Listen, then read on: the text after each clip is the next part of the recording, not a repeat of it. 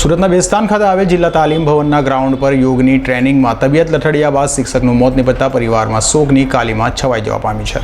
બેસ્તાનમાં આવેલ જિલ્લા તાલીમ ભવનના ગ્રાઉન્ડ પર યોગ અને રમતની ટ્રેનિંગ દરમિયાન એક શિક્ષક અચાનક તબિયત લથડિયા બાદ ખાનગી હોસ્પિટલમાં મૃત જાહેર કરાતા પરિવાર શોકમાં ગરકાવ થયો છે। મૃતક પુલકિત પટેલ મહુવા પ્રાથમિક શાળાના શિક્ષક અને સુરતમાં ટ્રેનિંગ માટે આવ્યા હતા। એટલું જ નહીં પણ 7 માસની સગર્ભા શિક્ષક પત્નીને સાથે છેલ્લી વાત પણ કરી શક્યા ન હોવાનું દુઃખ ઘટનાની હજી પણ પત્નીને અજાણ રાખ્યું હોવાનું જાણવા મળ્યું છે।